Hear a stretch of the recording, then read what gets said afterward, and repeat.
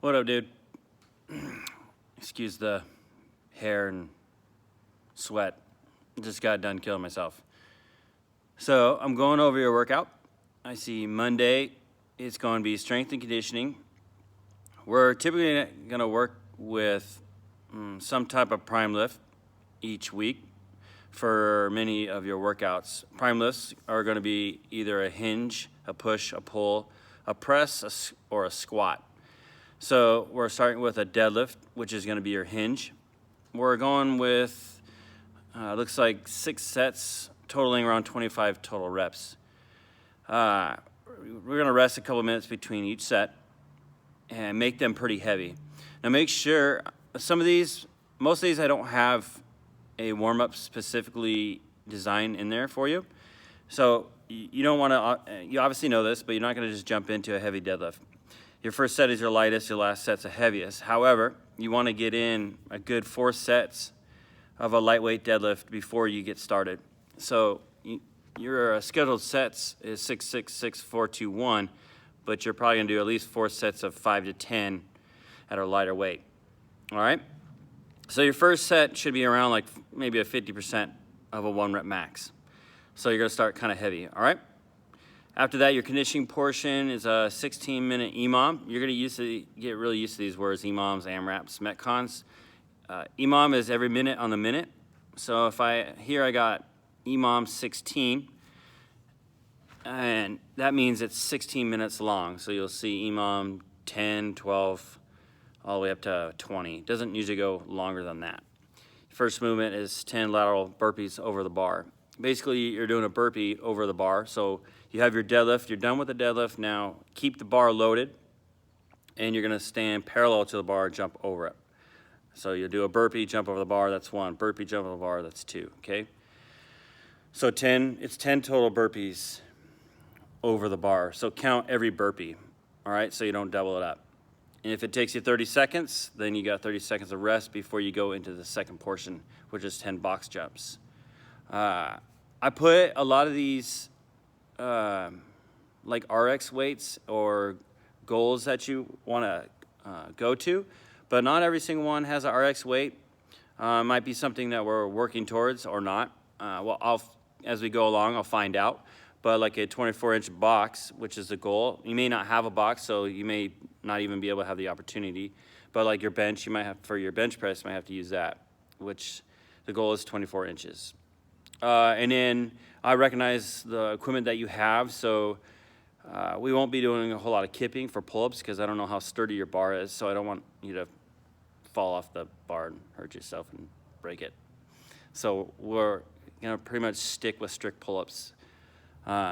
So we got a max set of strict pull-ups. So anytime we're doing anything strict, we're not trying to do it. Typically, we're not trying to do it for speed. Especially isolation movements. We never do isolation movements for speed. Isolation movements are when you go into the gym, we got a regular machine, or like bicep curls. If I ever tell you to do bicep curls for time, ask for a refund, fire me, and tell me to fuck off. All right? So we got hollow rocks. You may not know what a hollow rock is, so I wanted to go over that real quick. And excuse my video skills because I'm by myself and I can't flip the camera around. So what a hollow rock is, you're in a hollow position on your back. Okay, so imagine my feet are on the ground, hands above my head. Now I'm gonna rise my feet about 4 inches and in my hands 4 inches, and I'm just gonna rock, okay, like so. Might look more like this, might be a better view. There you go, hollow rock. Now when it gets difficult, rock higher. That makes it easier, or bring a foot in. Okay, that's a hollow rock. The goal is just to teeter-totter 4 to 6 inches off the ground, head to feet. Do not make your feet and hips, or make your feet engage and make movement. You want to make the core of the movement, all right? So try to stay away from making the hips and legs doing the work. After that, I got some skill work for you. You want to take time to practice with your jump rope doing double unders. And if you don't know how to do them, which I wouldn't expect that you do, take the time to learn them because they're really important, but they really enhance what you're doing as we go along. So I can program a lot of double unders because we are a little limited on cardio equipment. So double unders are really going to be key. I'll probably do a little drill for you here in this video on how to learn how to do them. But it's just practice, practice, practice. Timing is everything on a double under. I know you can jump high enough to do them, and I know you're coordinated enough to do them because you beat me in basketball like once, so that should be sufficient. That should piss you off right there. Okay, Tuesday. We're going to go a strength day and anaerobic capacity. So Monday we work strictly strength and anaerobic is anaerobic. So Tuesday, sorry, I think I said anaerobic. Tuesday will be strength and aerobic. Okay, Monday we work strength and anaerobic. So workout is going to be bench press. Okay, pretty self-explanatory. Anytime I program bench press, you can assume you're going to do 2 sets of 20 empty bar. My dude Arnold Schwarzenegger always said 2 sets empty bar 25. I think he knows a little bit about weightlifting. And then we got my favorite rep scheme, pretty close to it, but 2 sets of 10, 2 sets of 8, 6, and then 6, 4, 2. Increase weight after every other set for your doubles. So your 2 sets of 10 will be the same weight, increase weight, 2 sets of 8 will be the same weight, increase, and go 6, 4, 2. You can keep increasing after that. That whole bench press portion should take you at least 35 minutes. It'll be the majority of the day. And then so for your conditioning portion, I'm gonna have you run 1 mile. Sorry. I ran a mile yesterday, so that means you have to as well. Wednesday, leg day. All right, for leg day, it's gonna be strength and conditioning. I'm gonna have you start with a functional warm-up, getting to learn the 10-to-1 rep scheme, one of my favorites. I use this as a warm-up quite often. This is not intended to be super heavy and out of control, and I'm not looking for you to make it as fast as possible. You want to do it, though, with a sense of urgency. So we're going to do 10 box back squats and then 5 box jumps. So you'll do 10 back squats and then immediately go to 5 box jumps. Then 9 back squat, 5 box jumps, so on and so on until you go from 10 back squat, 9, 8, 7, 6, all the way to 1, and then you're done. So it'll be a total of 50 box jumps, and it's like 56, I think, back squats. For your weight on that, I don't want it too heavy. When I do this, I typically do it personally at 135. So I'll have you go between 95 and 135. The back squat, it should be something you can go unbroken the whole time. You shouldn't have to split it up. You shouldn't be killing yourself on that, okay? So just work at it. I want you to get real nice and warm because your lifting portion is going to be an EMOM 20. And you're doing back squats nice and heavy. So this EMOM 20 is actually every minute on the 2-minute, 20-minute window. So for 20 minutes, every 2 minutes, you're going to do 5 back squats, okay? It should be pretty heavy. I do these usually at about 225 to 245. So base it off like a 1 rep max that you have estimated at a 55% of a 1 rep max. Should be heavy. You should definitely feel it, okay? Plenty of rest in there. Now, for a conditioning portion, I thought this is pretty cool. I was gonna have you do 4 100-meter sprints, and this will blow your legs up, all right? And rest 1 minute between efforts. I do a lot of sprints with front squats, really blows those quads up, builds nice and good, all right? And by the way, I think the older I've gotten, the faster I've gotten. I don't know how. I can't jump, but I can sprint faster. And I was slow as shit, so I could really only get faster because I was slow. Thursday. Thursdays will always be a rest day. Now, I know you have a different schedule and you've got a life, and so things will happen. So if you miss Wednesday, right, then call it your rest day, and then just go on right where you're at for the last workout, because this program is based on 5 days a week, so there's 2 little grace periods, if you will, if you miss one. I really don't want 3 days, more than 3 days in a row. So if you do 3 days in a row, you need a rest, okay? So on these Thursdays, they're great days to get out of the gym, go do something, go hike, go play, go have fun. Just get the hell out of the gym. Also use it as a day for recovery. So any stretching, if you've got a foam roller, use it. Tiger tail, use it. Lacrosse ball, anything that's kind of aches and pains, use this to recover. Stretch, if you've got any bands, we'll do banded distractions, static stretching, all that type of stuff, okay? All these should be, static stretches should be held for 1 to 2 minutes. Anytime you're warming up for our lifting days, you should not be doing static stretches more than 30 seconds before a workout. 30 seconds is your max. Don't hold any longer than that, okay? Friday. Friday is going to be strictly a conditioning day. There's no lifting portion. It's going to be more anaerobic focused, a little longer duration Metcon. So this one is for time. This is a chipper workout, so you do one exercise and go to the next, and the next. And once you get through them all, you're done. These are kind of my favorite because you do one thing and then it's over. You don't have to do it again.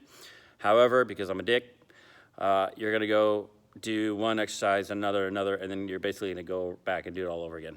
So this one has an 18-minute time cap on it. So if you aren't through with it, once 18 minutes is up, you're done, okay? I believe you will get through this one, though. So now, Saturday, Sunday. Take one of these days off, up to you. But typically, you would want to take Sunday off because then I have you programmed for Monday, Tuesday, Wednesday.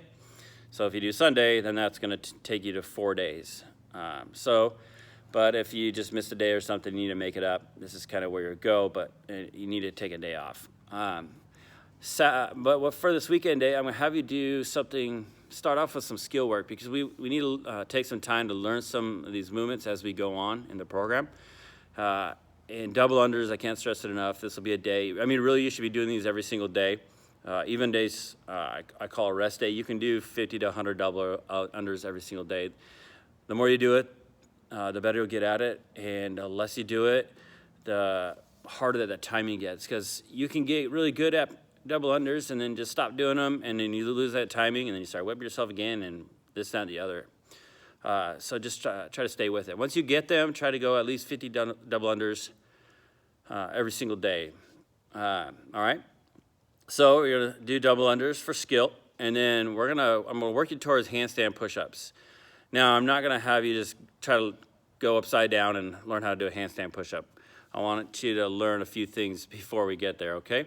And then kip swings. These are real important for the time you are able to get like a stable rig for pull-ups, those types of things. Because I want you to build nice, strong shoulders. But kip swings are really good for shoulder work when you're doing bar work for like gymnastics and stuff like that.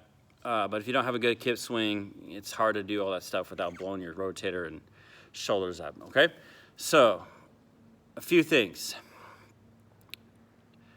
I want to show you the progression for double unders and handstand push-ups and the kip swing. And then I'm going to go over the core that I have that you may not know what they are, besides the hollow rock, which I already showed you. For double unders, let's find an area here. Whoop, whoop.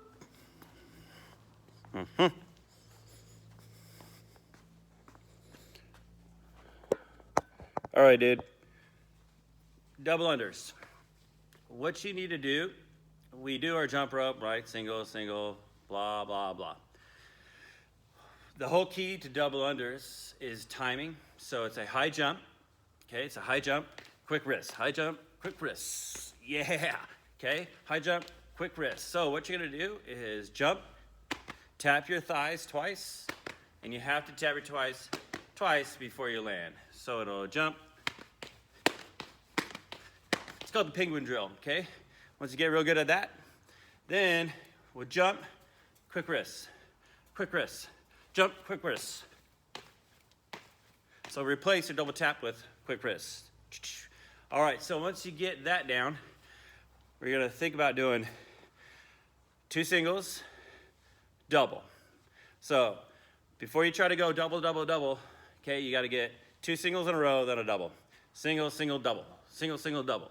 Once you master that, then we'll go to doubles, all right? That's a real quick drill you can do to get really good at those. Now, handstand push-ups.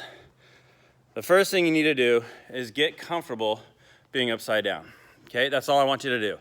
So we'll work on handstand holds before we do handstand push-ups. So if you have some type of wall, we've got a particle board here.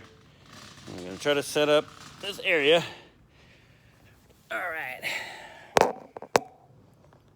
All right, hopefully this works.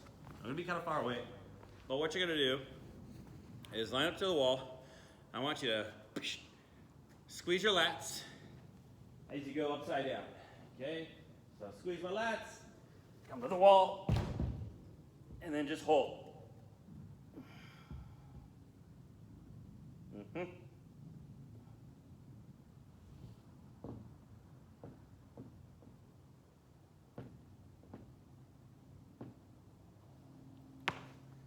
Get comfortable with those, and then we'll work on handstand push-ups.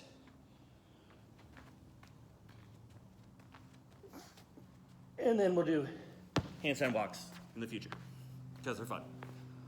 All right, lastly, the kip swing. So to do a kip swing, we gotta have typically a rig, some type of a nice bar system, right? So if you just got like a squat stand and just a pull-up bar in there, don't do kip swings on those. You'll break the shit out of it. Okay, I got one of those at home too that can't do those on. So I don't know if you can see that very well. Not the best, but you got a bar. Okay, we're doing a kip swing.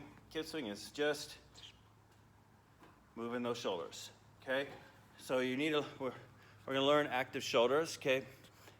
What did it look like if I was on that bar going in, out, in and out, in and out.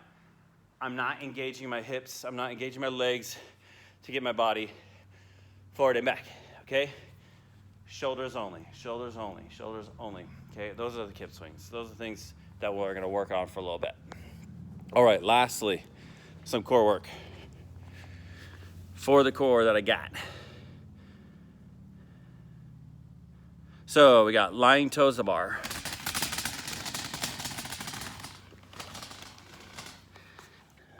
They're kind of what they sound like. You're on the ground, you can use your bench. Head behind a post, toes to the bar, okay? Just don't let your feet touch the ground each time. Robin twists. A lot of times I see people get up a ball and tap, tap, tap. No, get your ball, just twist, twist, twist, twist, and twist, okay? That's all you gotta do. Nice and slow. The ball, you don't have to tap it on the ground. Just twist, twist with it, nice and slow. We've got weighted elbow plank.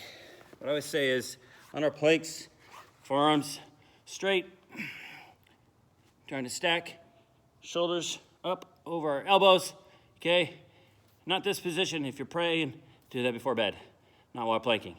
Okay, here, and you can throw a weight on your back, make them a little bit more difficult than they already are.